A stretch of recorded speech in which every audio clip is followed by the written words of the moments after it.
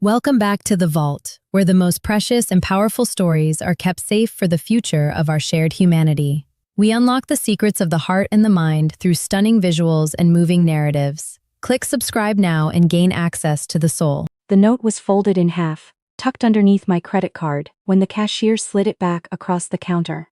I almost missed it. My daughter and I had been at Hargrove's, that big outdoor mall in Tucson, the kind with the fake palm trees and the food court that always smells like cinnamon rolls no matter what time of day it is. We'd driven out there for her birthday.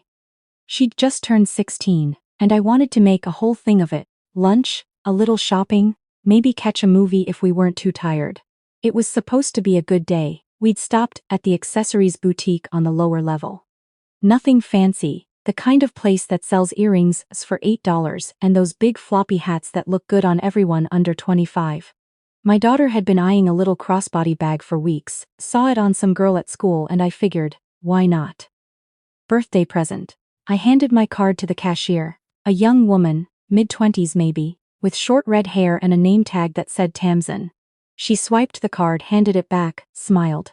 Normal. Then I looked down and saw the folded paper wedged between my card and my fingers. I almost thought it was a receipt, but it wasn't.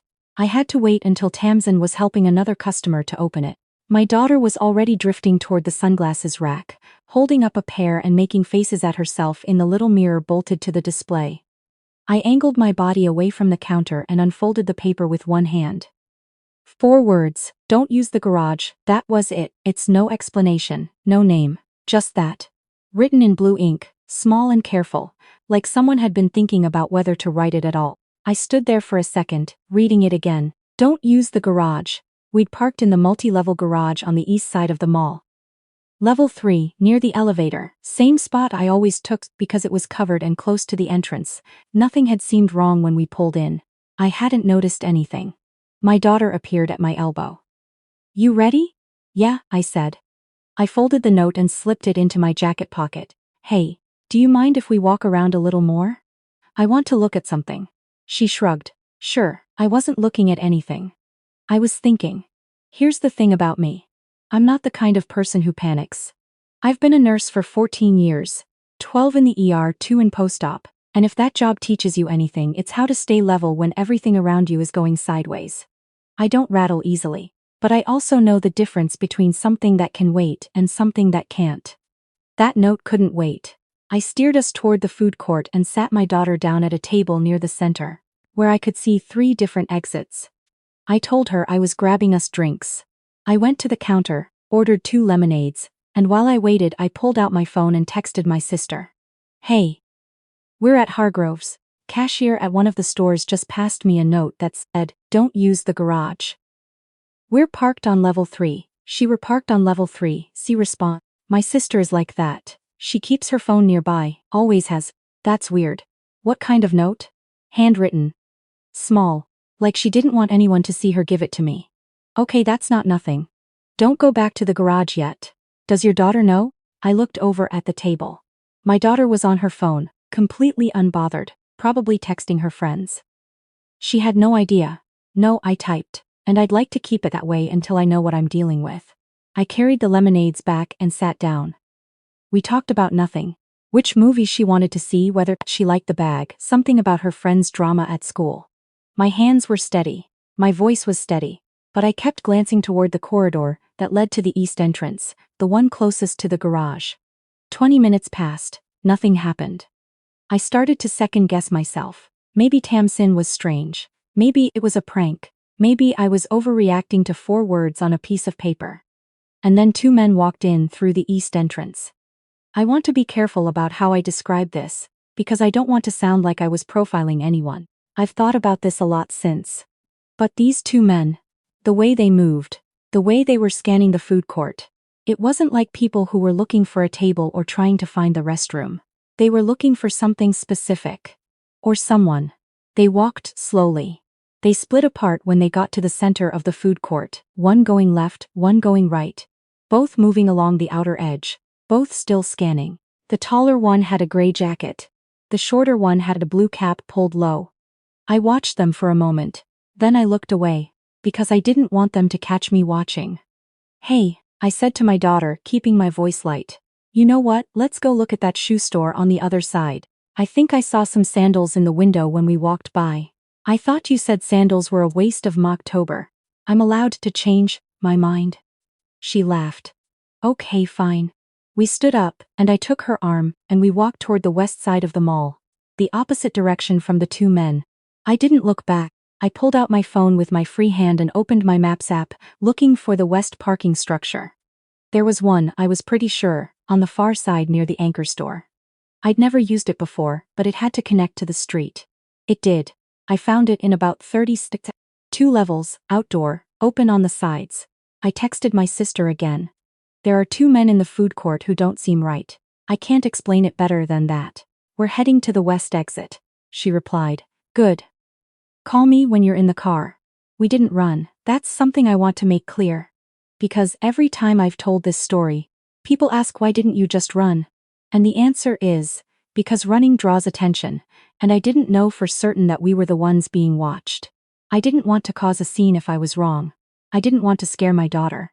And I didn't know, at that point, whether those men were connected to the note at all. Or if I was stitching together a story from random pieces. What I did was walk, fast but not frantic. I kept my hand on my daughter's arm, and I kept my eyes forward. And I moved us through the mall like we had somewhere to be. We passed the shoe stores. We passed the bookshop and the phone case kiosk, and the little nail salon with the pink awning. I pushed through the door to the outdoor walkway that connected to the west parking structure, and felt the October air hit my face. Dry and cool, typical Tucson fall. The structure was half empty. Afternoon light slanted in through the open sides. I stopped just inside the entrance. Mom, my daughter looked at me. She'd noticed something in my face. She's perceptive, always has been. Even when she was little, she could tell when I was worried before I said a word. Just give me a second, I said. I turned and looked back through the glass door we'd just come through. The walkway behind us was empty. No gray jacket, no blue cap. I let out a breath I hadn't known I was holding. What's going on? My daughter asked. I'll tell you in the car, I said. Come on. We called a rideshare from the west structure and left my car behind. I wasn't willing to go back to the east garage, not then. My hands finally started shaking a little when we were in the back seat, which is how I knew I'd been holding it together by willpower alone. I squeezed my fingers together in my lap and stared out the window. My daughter kept looking at me. Mom. What happened? I told her. Not all of it. I kept it simple, kept it calm. A note from the cashier. 2 men who made me uncomfortable. A decision to leave a different way. She listened without interrupting, which is not her usual style. When I finished, she was quiet for a moment. Then she said, You think they were looking for us specifically? I don't know, I said honestly. Maybe, maybe not. But the note was for us. The note was for me, yeah. She looked out the window. Good thing you opened it. I almost laughed. Good thing I opened it. Like it was the obvious thing to do, like anyone would have done the same. But I knew plenty of people who would have glanced at it, assumed it was a receipt or a coupon, tossed it in their bag without reading it, and gone right back to the east garage. I called my sister as soon as we got home. She picked up on the first ring. You okay? We're fine, we're home. Good. I heard her exhale. Okay. So what are you going to do about your car? I hadn't thought that far ahead. My car was still in the east garage. I needed it for work the next morning. Early shift 5 a.m., no way around it. My husband was out of town for the week, traveling for work, which meant I couldn't ask him to drive me out there and ride back with me. My sister offered, but she lives 40 minutes away and had her own kids to deal with that evening. I thought about calling the mall security number and asking them to check the garage. But I didn't know what I'd say. I got a note from a cashier and saw 2 men in the food court, and I have a feeling that's not a police report. That's not even a complaint. That's just a woman with anxiety, as far as anyone on the other end of that call would know. So I did something that felt both very smart and very paranoid at the time. I called my neighbor, the one 2 doors down, retired cop, mid-60s, keeps his driveway clean and his porch light on all night. I told him what happened, all of it. He listened without interrupting. You want me to ride out there with you and follow you home? He said when I finished. I would really appreciate that. Give me 10 minutes. His name is Elliot. He's the kind of person who doesn't make a big deal about things, who just shows up when he says he will and does what he says he'll do. He knocked on my door 9 minutes later. We drove out to Hargroves together in his truck. It was close to 7 by then, the mall was shutting down for the evening, and the east garage was mostly empty. We took the elevator to level 3. My car was exactly where I'd left it, alone in the row, next to a concrete pillar. Nothing seemed wrong, no damage, nothing taped to the window. But Elliot walked around it twice before I got in. He checked under the wheel wells. He looked underneath with the flashlight on his phone. He opened the back door and checked the back seat. "Okay," he said. "I think you're all right." I drove home. Followed me the whole way. I kept thinking about Tamsin. That was her name on the badge. Tamsin. I didn't know her last name. I'd never been in that store before. She didn't know me. So why had she picked me? The next morning, before my shift, I called Hargroves and asked for the accessories boutique on the lower level. The phone rang 6 times. I was about to hang up when someone answered. "Hi, yes, I was in your store yesterday afternoon," I said. "There was a cashier with short red hair name tag," said Tamsin. "Is she working today?" A pause. "She's not in today. Can I take a message?" "Can I ask, does she work most weekday afternoons?"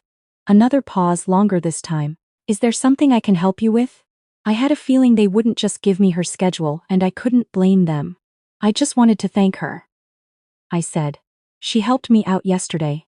I'll stop by sometime." I hung up and sat in my car in the hospital parking lot a minute before going in.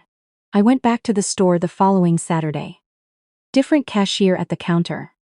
Older woman, gray braid, reading glasses on a beaded chain. I browsed for a few minutes and then approached.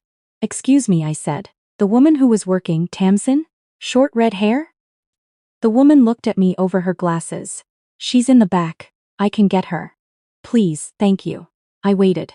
About 2 minutes later, Tamsin came out from behind the curtain that separated the front of the store from the stockroom.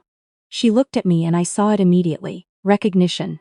And relief. Like she'd been waiting to see if I'd come back. "I wanted to thank you," I said. She glanced at the older woman who had moved to the other end of the counter. Then she looked back at me and she kept her voice low. "I wasn't supposed to do that," she said. "But I couldn't not." "What did you see?" She folded her arms, not defensively. More like she was holding herself together. "There were 2 men. They came in about an hour before you did. They weren't shopping. They just stood near the entrance for a little while and then left. But one of them, the taller one, he stopped near the counter while I was restocking the earring display, and I heard him on the phone. He was describing a woman. What she was wearing. He said." She stopped. "What did he say?" "He said, she's in the blue jacket with her daughter. Minivan on level 3, I've got the plate." And he read off a number. She looked at me. "You were wearing a blue jacket, and you'd mentioned to your daughter, when you were buying the bag, that you'd have to carry it back to the van." I stood very still.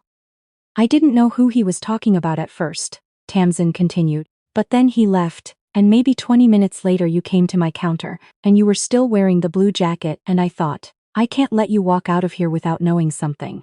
My throat was tight. "Did you call security?"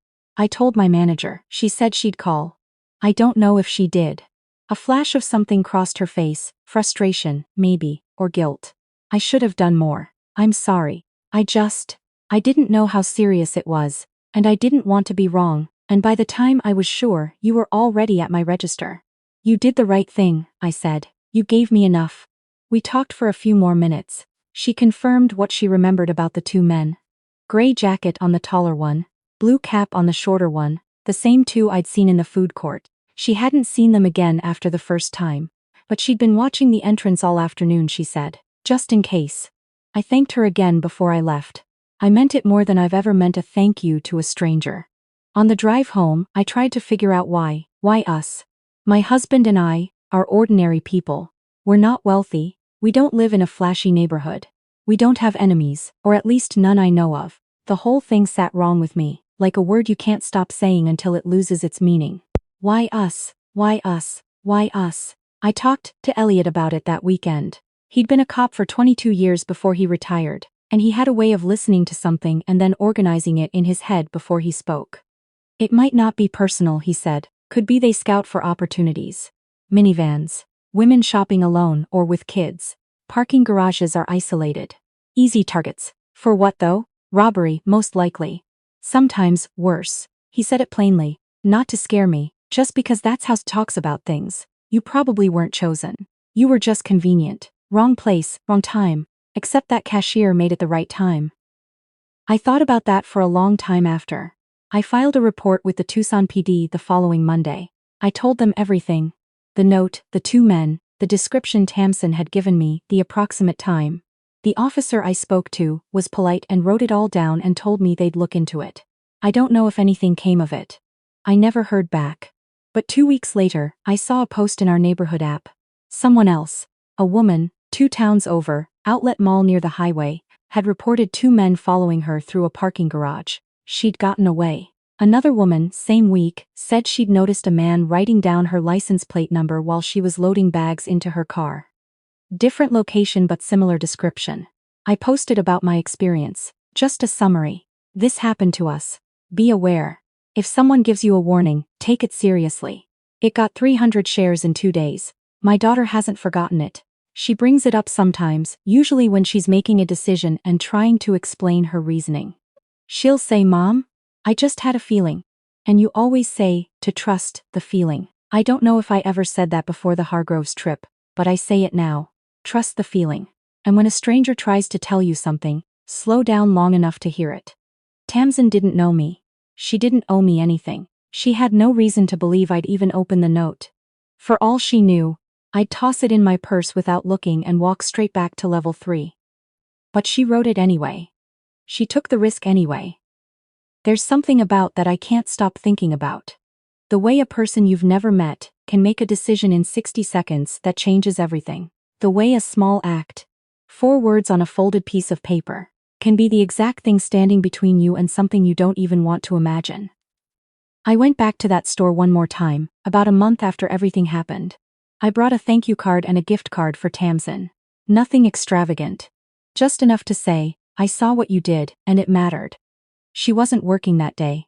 I left it with the woman at the counter. The one with the gray braid and the reading glasses. "Can you make sure she gets it?" I asked. "Of course," she said. I walked out through the west exit, the same one my daughter and I had used to leave that afternoon.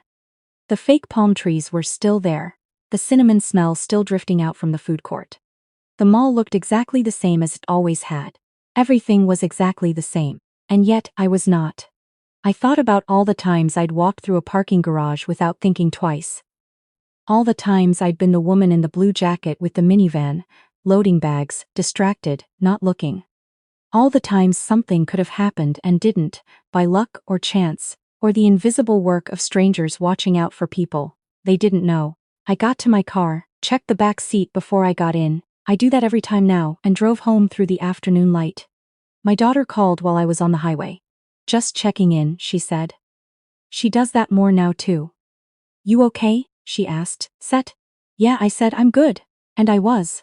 But I keep that note. It's in my nightstand drawer, folded the same way Tamsin folded it. The ink faded a little now. 4 words. I don't need to open it to remember what it says. Some things you just carry.